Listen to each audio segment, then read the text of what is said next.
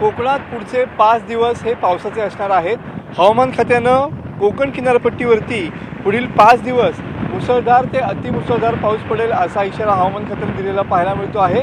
आज सकाळपासूनच या ठिकाणी पावसाच्या दमदार सरी रत्नागिरी जिल्ह्यामध्ये कोसळताना पाहायला मिळत आहेत. गटारी अमावस्येपर्यंत पावसाचा जोर हा किनारपट्टी भागात कायम राहणार आहे. आज सकाळपासून देखील पावसाच्या दमदार सरी जिल्ह्यातल्या अनेक भागामध्ये या ठिकाणी पडलेल्या होत्या.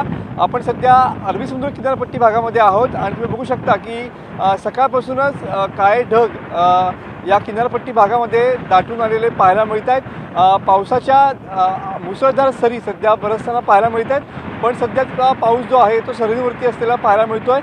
जर पुढचे 5 दिवस पाऊस झालाच तर वार्षिक पावसाची सरासरी जो आहे तो पाऊस या ठिकाणी या 5 दिवसामध्ये पूर्ण करू शकतो अशी परिस्थिती सध्या पाहायला मिळते आहे.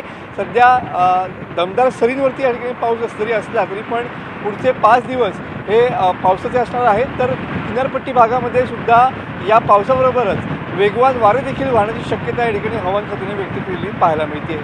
कॅमेरामन समीत गजनेसह मनोज डेले, TV9 मराठी, रत्नागिरी.